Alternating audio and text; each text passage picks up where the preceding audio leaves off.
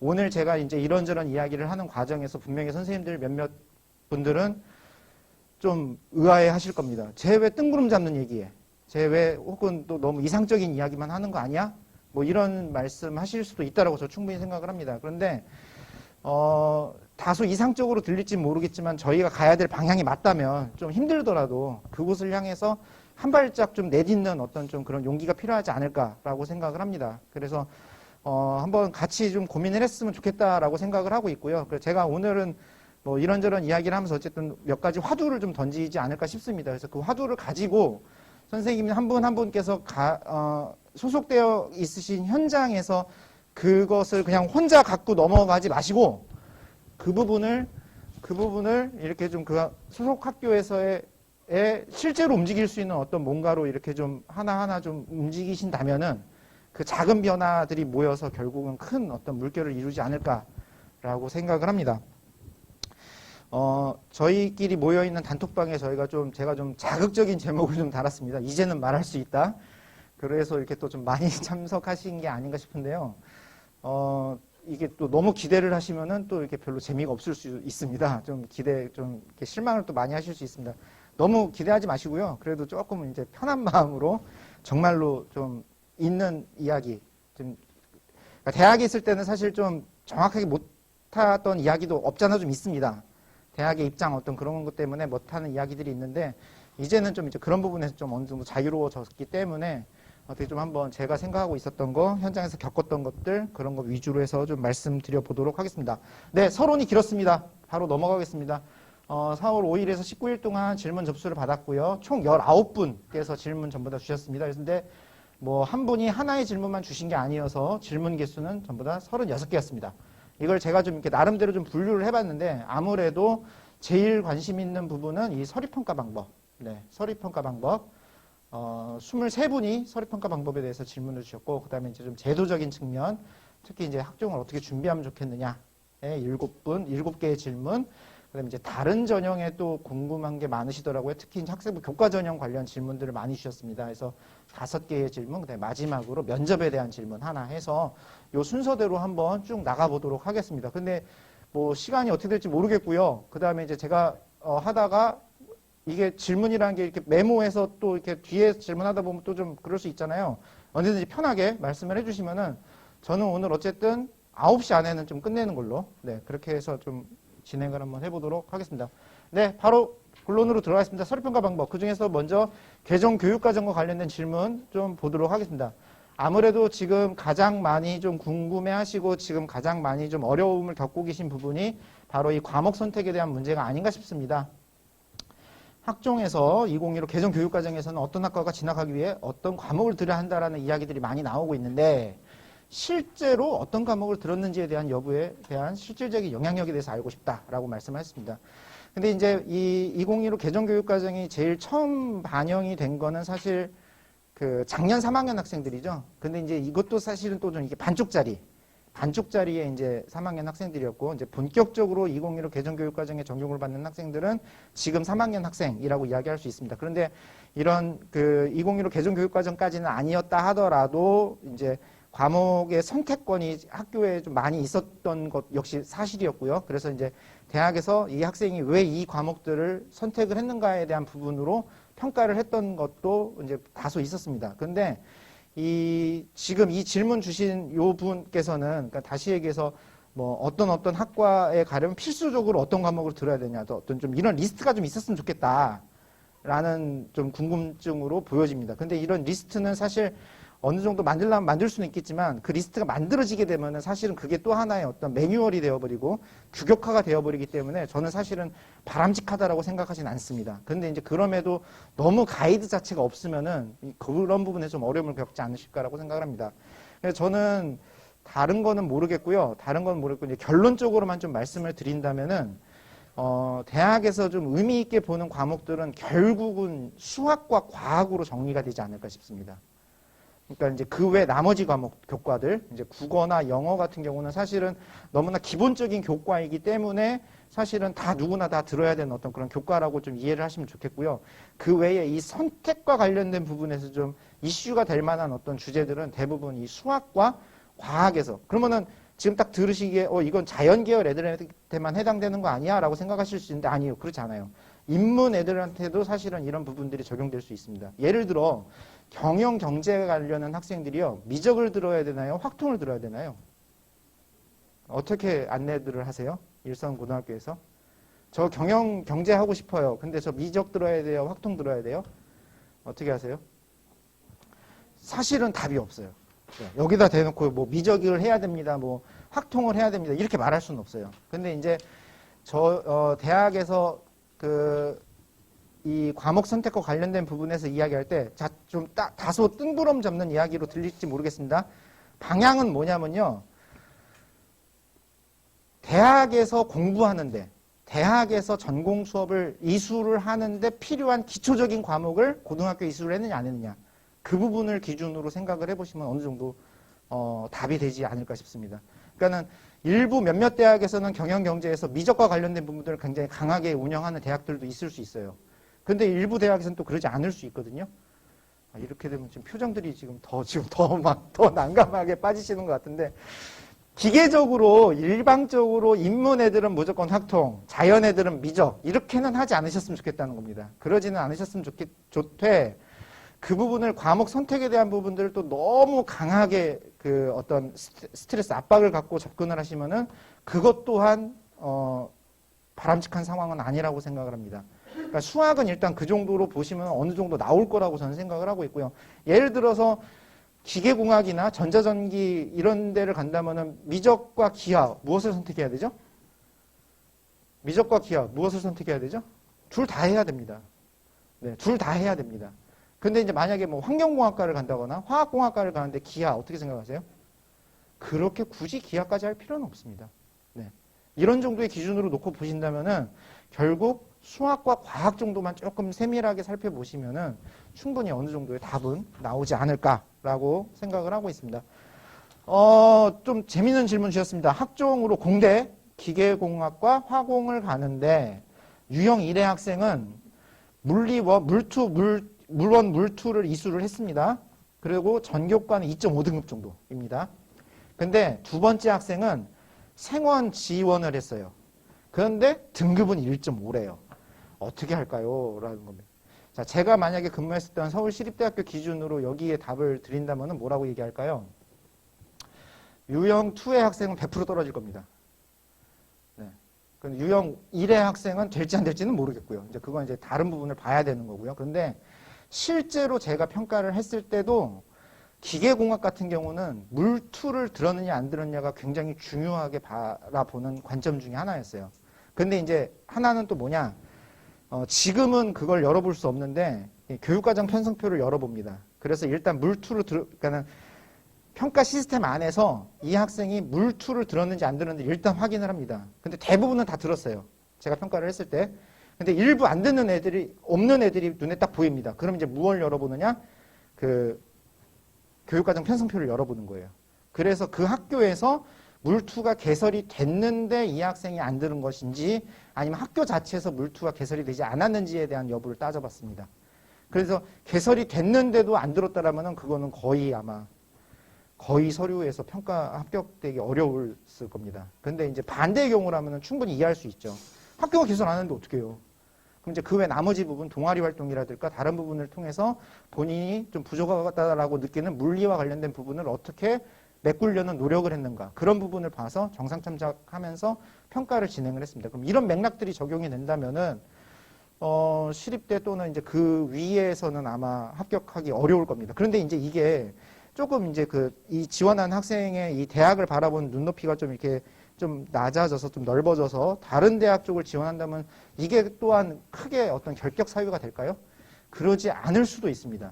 결국은 평가하는 과정에서 어떤 관점으로 바라보느냐, 이 학생이 대학에 입학해서 학과 전공을 잘 따라갈 만한 학생인가 아닌가에 대한 그 부분을 살펴보는 거예요.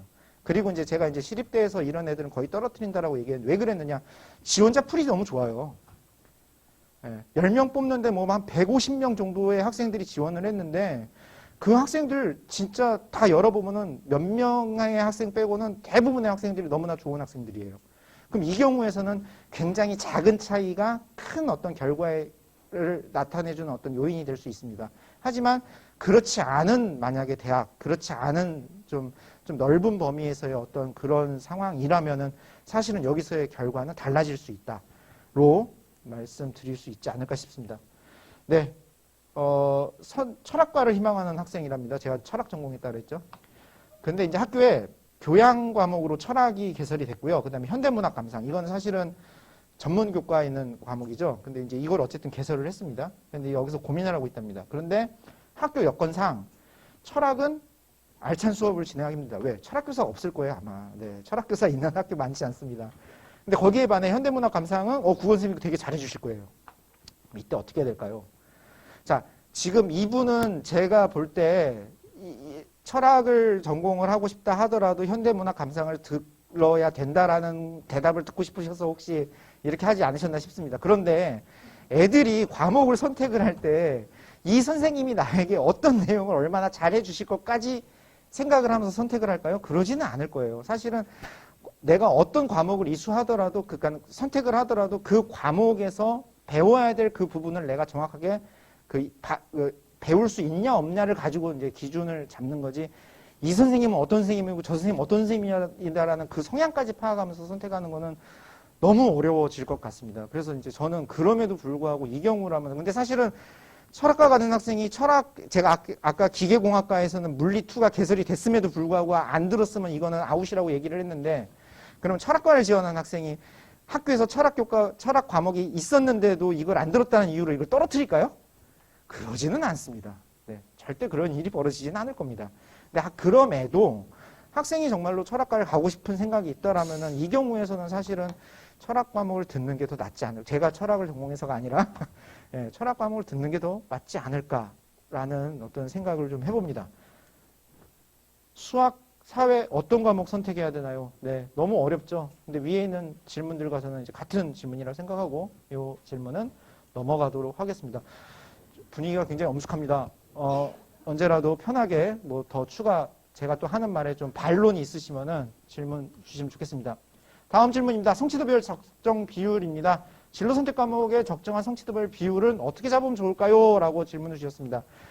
너무 어렵죠? 그런데 이거 제가 답 드릴 수 있을까요? 이거 저 답 못 드립니다. 이거는 제가 답 드릴 수 있는 영역이 아니라고 생각을 합니다.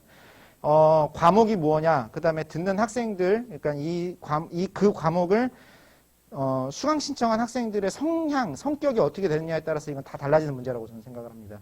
이걸 일률적으로 딱 이야기하기 어렵습니다. 그런데 이제 오늘은 어쨌든 대입 관점으로 이런저런 이야기를 하는 거니 선생님들께서 한번 예를 들어서 선생님들께서 이제 입학사정관으로 평가자라 생각을 하시고 학생부를 열어봤을 때 어떤 특정 진로 선택 과목이 A 성취도가 100%가 나왔다라고 생각해 보세요.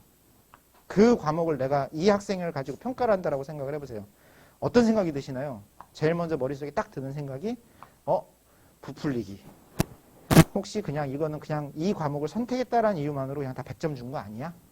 라는 어떤 생각을 가지실 수밖에 없겠죠. 그러니까는 저희가 교사로서 이런저런 어떤 수업을 운행하는 데 있어서 여러 가지 방법들이 있겠지만은 학생들의 반응은 사실은 다 달라질 수밖에 없어요. 그래서 그에 따른 적절한 어떤 평가 기준을 가지고 좀 이렇게 운영하셔야 되지 않을까 싶습니다. 그런데 이제 뭐 기술적으로 그러니까는 이제 뭐 이걸 뭐 3, 4, 3으로 좀 ABC를 3, 4, 3 아니면 뭐 5, 3, 2 뭐 좀 이렇게 하는 게 어떻겠느냐 뭐 이런저런 이야기들이 많이 있으신데 글쎄요, 그거를 이렇게 뭐 매뉴얼화, 규정화 또는 이렇게 내부 어떤 논의로 가져가는 건 저는 사실 그렇게 바람직하다고 생각하지는 않습니다.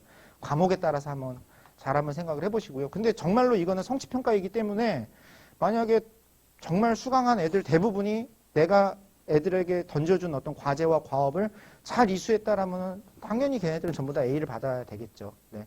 그렇게 좀 약간 좀 이렇게 여유를 갖고 좀 이렇게 넓은 마음으로 접근하시는 게 어떨까라고 생각을 합니다.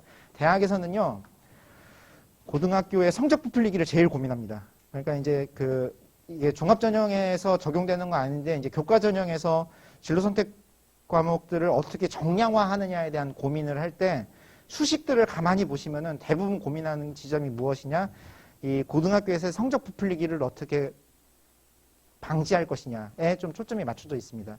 그러면 이제 이 맥락과 이 흐름에 대한 이해를 하신 상태에서 선생님들 맡으신 과목에 따라서 평가를 하신다면은 저는 그렇게 크게 나쁜 결과가 나타나지는 않을 거라고 생각을 합니다.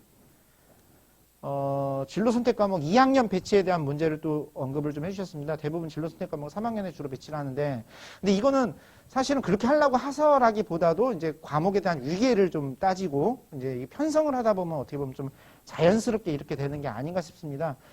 그러면은 이제 만약에 그럼 일반 선택 과목 3학년에 배정했을 때 입시에 어떤 영향이 있나요? 글쎄요, 저도 이제 이 부분에 대해서 크게 생각해 보진 않았는데, 이 질문을 받고 나서 좀 생각을 해봤는데, 교과를 계산할 때 대부분 지금 현재 상태에서는 1학년의 영향력이 굉장히 크게 나타날 수밖에 없잖아요. 더더군다나 이제 최근에는 뭐 모든 대학이 그러진 않지만 대부분 학년별 어떤 그 반영 비중을 무시하지 않습니까? 그냥 이수 단위만 고려해서 성적 나와 있는 과목들로만 계산을 하지 않습니까? 그러다 보면 자연스럽게 1, 2학년의 교과 성적이 어떻게 됐느냐에 따라서 그냥 고정이 돼버리는 일들이 벌어지더라고요. 그러니까 3학년 때 이 학생이 각성을 해가지고 정말로 엄청난 노력을 해서 좋은 성과를 받았다 하더라도 교과 계산상으로는 크게 어떤 변화를 일으키지 못하는 어떤 이런 일들이 벌어집니다. 그러니까 이제 어떤 이런 계산식에서의 어떤 유불리를 좀 따지는 정도? 그런 거 외에는 이게 2학년에 배치되어 있냐, 3학년에 배치되어 있냐에 따라서 어떤 다른 생각을 한다거나 어떤 뭔가 어떤 다른 뭐 맥락을 읽는다거나 이런 거는 저는 없을 것 같아요.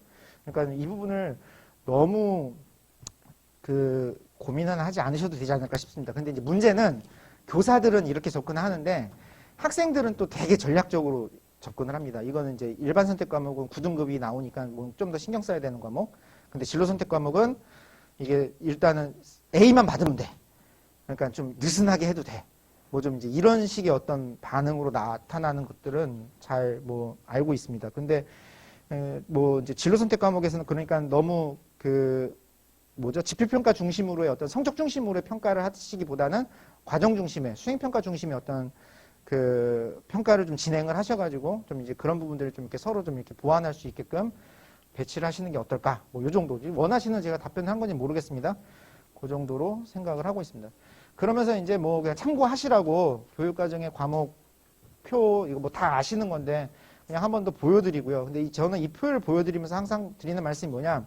교육과정 편성하실 때요, 학교에서 과목에 대한 어떤 세팅을 하실 때 이 표 이외의 것들을 너무 고민하실 필요는 없어요. 그러니까 이 표 이외의 과목이란 결국 뭐가 될까요? 전문교과 1을 이야기하는 겁니다. 대부분 아마 학교에서 교장, 교감 선생님 또는 이제 학부모님들의 어떤 강한 어떤 압력, 압박으로 우리 애들이 뭔가 좀 더 좋은 평가를 받기 위해서는 여기에 뭔가 더 좀 나은 어떤 과목들을 배워야 되지 않겠느냐, 뭐 개설해야 되지 않겠느냐, 뭐 이런 이야기들 많이 할 겁니다. 그런데 아무리 따져보고 아무리 살펴봐도 전문교과를 들었다라는 이유만으로 그 학생이 우수하다라는 평가를 받는다? 이거는 합리적이지 않은 거잖아요. 그리고 고등학교 학생이 대학 가는데 필요한 어떤 기초적인, 기본적인 어떤 학업 역량을 충족시키는데 이 지금 보여드리는 이 자료, 이 과목 이외에 다른 것들이 더 필요하다? 저는 그렇게 생각하지 않습니다. 그러니까 이 안에 충분히 모든 과목들이 다 들어온다고 봅니다. 오히려 이제 일부 제가 좀 이렇게 몇몇 고등학교를 살펴보면은 지금 여기에 있는 과목들도 지금 사실은 다 소화하지 못하시는 경우들도 저는 좀 보게 됩니다. 그러니까 여기에 있는 과목들은 가급적 애들의 선택이 있다면, 애들이 원한다면은 다 개설을 해서 애들의 어떤 지적인 욕구를 좀 충족시켜준다라는 마인드로 좀 접근하시면 어떨까라고 생각을 하고 있습니다. 뭐, 다 아다시피, 과목에는 위계가 있습니다. 근데 이 위계는 대부분 수학과 과학에서만 따지고요. 그래서 이 수학에서의 과목의 위계를 좀 이렇게 보여드리는 거고요. 지금 여기서 뭐 전문교과 1 이렇게 제시는 되고 있으나 사실 뭐 저는 일반고에서 이 전문교과까지 갈 필요는 전혀 없다라고 생각을 하고 있고요. 그러니까 일반 선택을 이수하고 난 다음에 진로 선택으로 가는 게 일단은 맞습니다. 어느 교과라도. 그런데 뭐 국어나 사회 같은 경우, 영어 같은 경우 반드시 이걸 따라야 될 필요는 없습니다. 뭐 학교 상황에 따라서 진로 선택과 일반 선택을 같이 배울 수도 있고 같은 학기에 배울 수도 있고 뭐 역전해서 배워도 뭐 상관은 없습니다. 근데 과목명 1, 과목명 2의 어떤 순서대로 되어 있는 과목이라면 이거는 가급적 또는 반드시 1을 먼저 배우고 그 다음에 2를 배워야 한다라는 거고요. 그 다음에 이제 대부분 이제 수학, 과학에 대해서만 말씀들을 하시는데 사실은 그 전문교과 1 중에서 국제계열 과목, 그러니까 국제고 외고에서 배우는 과목들이 있습니다. 이 과목들을 배울 때에도 사실은 보통 교과에서의 이 일반 선택 과목들을 선이수하는 것이 좋다라는 이 표가 있습니다. 근데 이제 여기에 있는 지침을 잘 읽어보시면 제일 마지막에 이거를 먼저 듣는 것을 권장한다라고 되어 있어요. 그러니까 이건 역시 뭐 필수라고, 이 전문교과 1을 개설을 하실 때 요 전에 애들이 이 과목들을 듣고 듣는지에 대한 것들은 한 번 정도 좀 보시는 게 어떨까. 그 정도 말씀드리고 싶습니다. 저 그 과학 위계가 있다고 말씀하셨는데 그러면 2학년 때 물원, 화원을 이수한 친구가 3학년 때 생투로 하고 싶다라고 했을 때 그게 가능한지 궁금합니다. 가능과 불가능을 말씀하시면은, 그러니까 편성은 당연히 원투로 하는 게 맞는데 학생이 물원, 화원을 했지만 3학년 때 투 과목을 하고 싶다고 했을 때 그렇게 그걸 절대 못하는 것인지. 지침상으로는 제가 잘 모르겠습니다. 우리 교육청 네네네네. 지침에는 물원, 화원을 했더라도 생투를 듣는 데는 문제는 없어요. 학교는 이런 원하고 투를 위계에 따라 개설을 해야 되고 학생은 그걸 안 지키더라도 큰 문제는 없는데 아까 말씀하셨지만 원 안 듣고 투 들은 게 과연 얼마나 효과가 있겠느냐 했을 땐 대학 갈 때는 큰 효과는 없을 수 있는 거죠. 제가 만약에 평가를 한다면은, 그러니까 질문은 이거잖아요. 애가 2학년 때 물원, 화원을 들었는데 갑자기 3학년 애가 생투를 들었다는 거잖아요. 제가 평가를 하면 얘 왜 이랬지? 일단 이 생각을 제일 먼저 할 거고요. 두 번째, 얘가 갑자기 생명과학이나 뭐 그 생명 쪽으로 이 진로를 바꿨나 보다. 그러면서 이걸 얘가 얼마나 잘 이수했을까? 이건 분명히 이 생원을 안 들었으면 이게 연계가 잘 안 될 텐데 이 생각을 가지고 아마 서류 평가를 할 거예요. 근데 이 부분에서 그걸 그래 얘는 그럴 수 있어 하는 것들이 뭐 이해가 된다면은 별 문제는 없겠으나 근데 이럴 케이스가 얼마나 있을까요? 그리고 다시 말씀드리지만 사실은 이 과학에서 좀 이름난 대학들 쪽에서는 사실은 뽑을 만한 애들이 너무나 많은데 굳이 이런 애들을 뽑을 이유는 저는 없지 않을까 싶습니다. 그러니까 사실은 이 과학 관련, 그러니까 제가 수학과 과학에서 애들한테 좀 이런 안내가 좀 잘 갔으면 좋겠어요. 근데 애들이 뭐가 문제일까요? 애들이 이해는 잘 하죠. 그런데 이게 바뀌어서 문제인지는 모르겠는데 현장에서는 너무나 이제 애들이 이걸 잘못 이해하고 선택을 좀 잘못하고 뭐 좀 이런 경우들이 너무나 많은 것 같아요. 네. 그러니까 이제 지침상으로는 아마 말씀하신 것처럼 아마 가능은 할 겁니다. 그 학교장에 뭐 결재가 득한다면은 지침상으로는 가능할 겁니다. 그런데 이제 뭐 학교에서 또 이제 여러 가지 이런저런 어떤 이유 사정으로 아마 그렇게 말씀하신 게 아닌가라고 생각을 하고 있습니다. 네, 또 혹시 다른 질문 있으신가요? 네. 경영에 대해서 이제 미적분을 말씀하셨잖아요. 네. 그 지금 대학 쪽에서 이제 발표한 데가 숙대하고 국민대 숭실대 라인에서는 지금 과목을 발표를 했거든요. 거기에 미적분이 들어가 있습니다.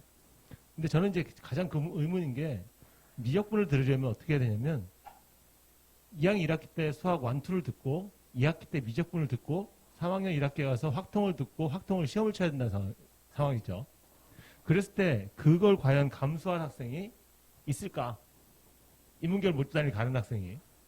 그렇게 했을 때 자연계열 모집단이와 진검승부를 통해 가지고 수학 1, 2와 미적을 들어가지고 등급을 과연 받을 수 있을까? 그럼 그렇게 해가지고 그 학생이 과연 3등급을 받았을 때와 그냥 1, 2를 학기에 듣고 3학년 때 확통을 들었을 때 그럴 때의 어떤 차이를 두는지 그거에 대해서 궁금합니다. 일단 대학에서 그런 어떤 과목 편성의 어떤 맥락까지 그러니까는 이 학생이 정말로 여러 가지 많은 것들을 희생해야지만 이런 과정을 밟을 수 있구나라는 것까지는 아마 이해하지 못할 겁니다. 그런데 이제 미적을 들었냐 안 들었냐, 이제 확통을 들었냐 안 들었느냐, 뭐 이런 정도만 보겠죠. 그 다음에 실제로 제가 작년에 고등학교에 있을 때 서울대를 목표로 서울대 경영이나 경제를 목표로 이제 하는 학생이 미적을 들어야 되냐 말아야 되냐에 대한 교사 간의 논쟁이 좀 붙었었어요. 그런데 이제 결국은 어떻게 했냐, 네가 알아서 해라. 네가 알아서 해라. 네가 하고 싶으면 하는 거고 안 하고 싶으면 안 해도 된다. 근데 사실 크게 그게 너의 어떤 합풀에 크게 영향을 미치진 않을 거다. 그런데 이제 제가 아까 뭐라고 말씀드렸죠? 고등학교에서 너희가 과목을 선택할 때 제일 중요한 지점 중에 하나가 대학에서 공부하는데 필요하냐 안 필요하냐. 그거를 한번 따져보라고 제가 얘기를 한 거예요. 그러면은 저는 사실은 애한테 너는 그래도 너가 서울대 또는 연고대를 목표로 해서 공부를 하는 애라면 너는 미적을 하는 게 맞지 않겠니라는 걸 저는 좀 은근히 은연히 좀 이렇게 밝혔던 겁니다. 제가 물론 대학에 있는 모든 교육과정 커리큘럼을 다 잘 아는 건 아닌데 경영경제에서 다루는 여러 가지 많은 논문들 중에 미적에 대한 기본적인 부분이 이해를 하지 못하면은 아예 논문을 읽지 못하는, 쓰는 거는 물론이거니와 읽지 못하는 어떤 이런 상황들이 벌어집니다. 다시 얘기해서 그 경영경제 과목을 이해하는 일종의 언어가 되어버리는 어떤 그런 상황들이 만들어집니다. 그러기에 이 과목은 저는 되게 중요하다고 생각합니다. 근데 저는 그래서 이걸 좀 강하게 주장을 했었어요. 선생님들 사이에서 토론을 할 때는. 그런데 제가 이제 어떤 경험이 있었냐.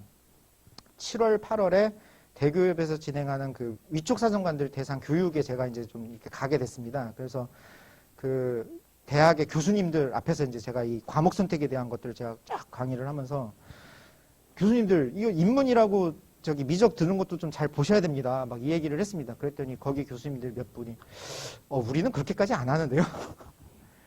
라고 이야기를 하시더라고요. 제가 이제 거기 참여하시는 대학 교수님들의 그 대학 리스트까지 제가 밝히기는 좀 그런데 거기 교수님들 우리는 수투에 있는 그 미적 기초 정도만 해도 충분합니다. 라고 말씀들을 하시더라고요. 그러니까 이제 저도 이제 거기서 좀 이렇게 쭈뼛 할 수밖에 없는 거예요. 좀 이렇게 멈칫할 수밖에 없는 거예요. 그래서 애들의 어떤 그 도전 의지, 그다음에 얘의 어떤 수준 그런 것들을 좀 종합적으로 고려했을. 그러니까 기계적으로 경영경제면 미적을 해야 돼 이렇게 접근하지 마시고 애의 상황과 상태 같은 것들을 좀 보시면서 좀 이렇게 접근하시는 게 어떨까 싶습니다. 근데 애들은 이런 고민보다 사실은 제일 크게 하는 고민은 그거예요. 자연계 애들하고 미적에 가서 경쟁해가지고 그거는 9등급 상대평가를 받는 건데 내가 거기서 2등급, 1등급을 받을 수 있을까? 오히려 그걸 고민하더라고요. 그래서 저는 애들한테 그랬습니다. 야, 그 고민은 하지 마라. 그걸 고민하고 하는 건 그건 좀 아닌 것 같다. 라고 좀 이야기를 했습니다. 그럼에도 이제 현실적으로는 어쩔 수 없죠. 네. 예, 또 혹시 질문 있으신가요? 네. 저기 마이크를 잠깐, 네. 아니, 저희 여기 녹화상. 네네네. 예전에 그 진학 지도를 할 때 플러스 교육과정, 즉 공동교육과정이라고 하지 않습니까? 이 관련해가지고 이 학생, 어떤 학생 같은 경우는 제 생각에는 분명히 걔가 성대 글로벌 전형 합격을 했는데 내신으로는 제가 볼 때 거의 불가능하다고 봤거든요. 그런데 다른 차이점은 없고 제가 이제 영어과인데 플러스 교육과정 그 학생을 갖다가 시키고 이제 물론 이제 진로 과목이다 보니까 뭐 A를 받았겠죠.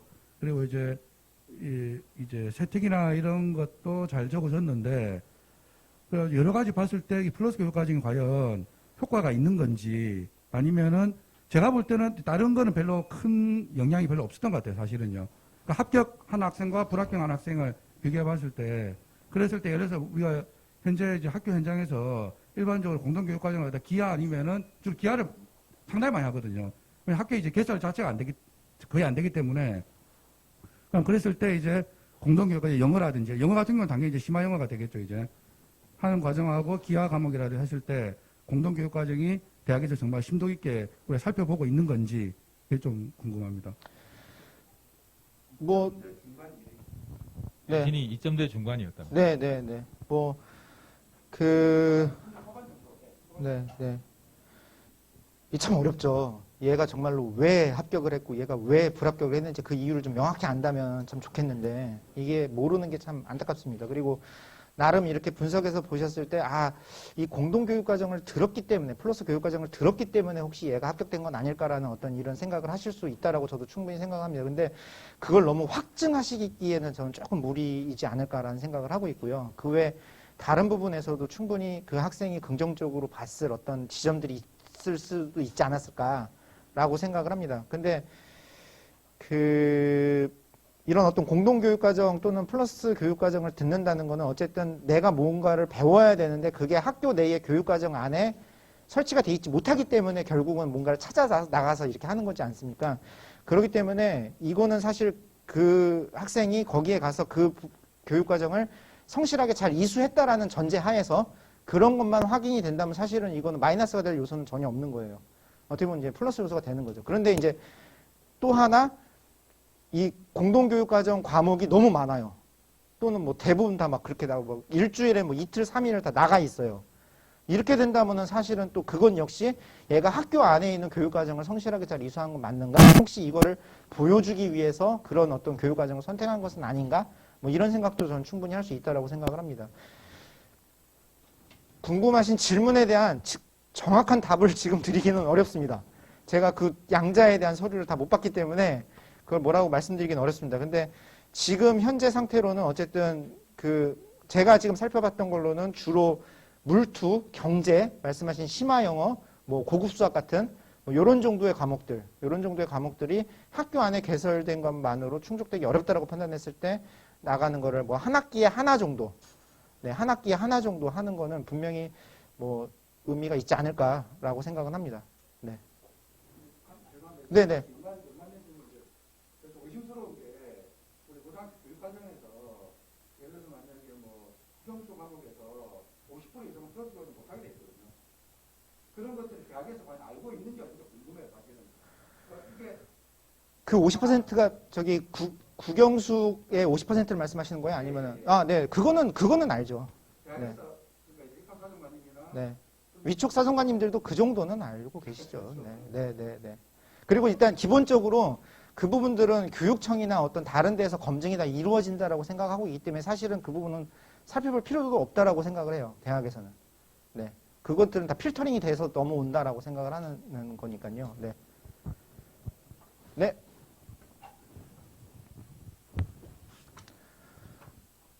플러스 교육 과정에서 이제 한 학기 하나 정도 이렇게 듣는데 그러다 보면 이제 플러스 교육 과정이다 보니까 등급이나 성취도 등급은 산출되지 않아도 이제 원점수 평균 이런 것들이 이제 제시가 되잖아요. 예. 네, 그런 부분은 들었다 안 들었다뿐만 아니라 그 안에 성취도도 어느 정도 이제 보는지.